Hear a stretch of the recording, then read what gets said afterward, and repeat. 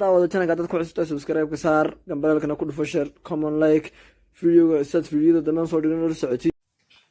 assalaamu calaykum waraxmatullaahi wabarakaatu asxaabtayda dhammaan meel kasta taafay dunida caalamka joogtaan waa salaamtiin meel kasta ku joogtaan okay maanta maxaa idin wadaa horta channelka dadku cusubta marka hore America wada soo boqotay subscribe ka saar gambalelkana furo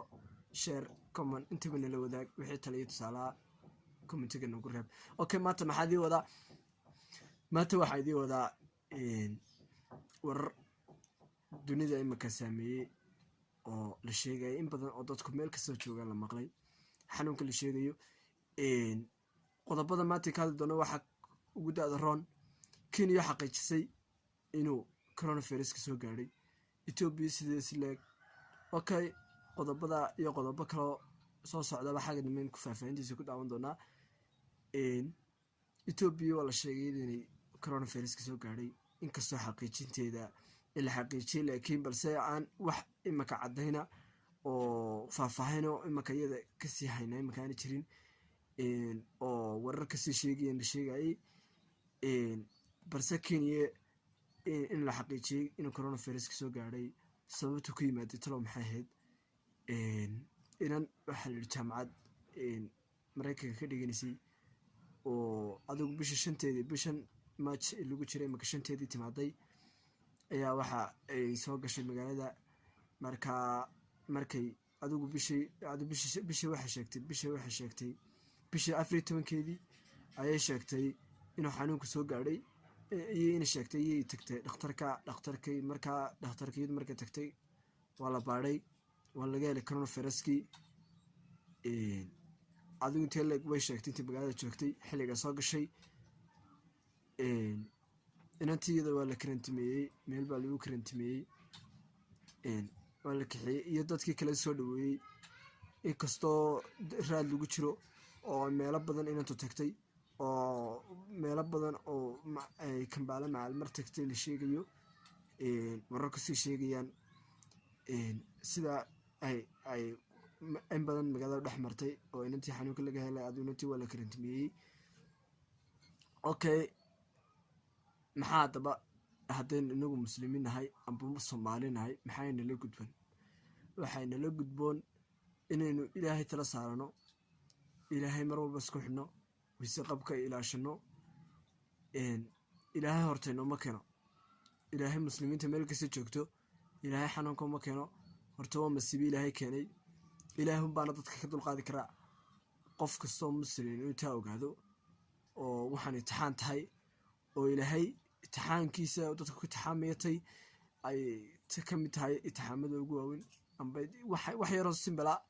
ayuu Ilaahay dadkiisa wixii Ilaahay khilaafa ee ummadiisa dhibaateeya ee muslimiintiisa dhibaateeya ayuu Ilaahay uga dhigaya ayuu Ilaahay ku baabin karaa oo ku dumin karaa ayuu ku rogi karaa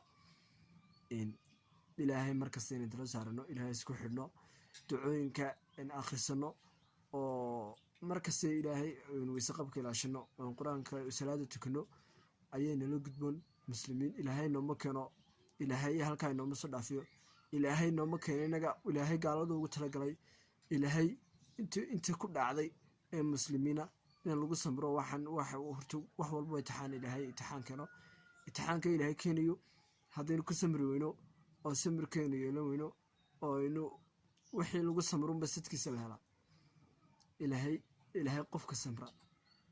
samra qof walba wala imtixaama qof aan diino lagu imtixaamin qof walba wala imtixaama walu qarno ku samraan qarna ku kufriyaan marka nimcada Ilaahay qarno ku samraan qarna ku kufriyaan nimcada Ilaahay soo dadka u siiyo oo qof buu xusiyo oo qof Ilaahay tude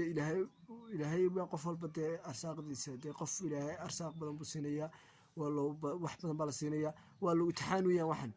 mid wax yar baa la siinaya qof walba qalbigiisa iyo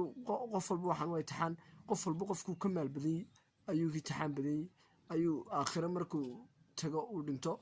iyo qof walba ka imtixaan badan ku su'aal badan maalkaaga xaqiiqiisi xaqad maalkan ka soo galay maxaraan buha maxalaal buha ayuu wax walba ku soo halaasay ka soo galayaan wax walba oo lagu diinaya qofka muslimka ee faqiirka aan waxba haysan isaga uu ka su'aalo yari siin ogniba ee quraankeena lagu sheegay walaalayaal waxaan maanta doonayeen ka hadlo xanuunka dunida saameeyey meel walba saameeyey dhaqaalaha adduunka waddanadii caalamka ee horumaray saameeyey laga qaylinayo ilaahay nooma keeno ilaahay inaga nooma keeno wixii muslimiina ilaahay nooma keeno haddii Soomaalina inagu nahay walba Soomaalisi nahay ilaahay nooma keeno qof walba inuu ka ducaysto ilaahay tala saarto ayayna nala gudboon okay muuqaalkan intaas nagu soo koobnaan doona haddii ilaahay dhahdo si ay nabadgelinta muuqaal dambeydii soo dubi doono nabadgelyo channelkan aad ku cusub tahay subscribe ka saaran kan bilalka fresh share comment like hadduu markii koobaad ee soo booqatay inta walaal nagu caawi Tell me pretty lies, look me in the face. Tell me that you love me, even if it's fake.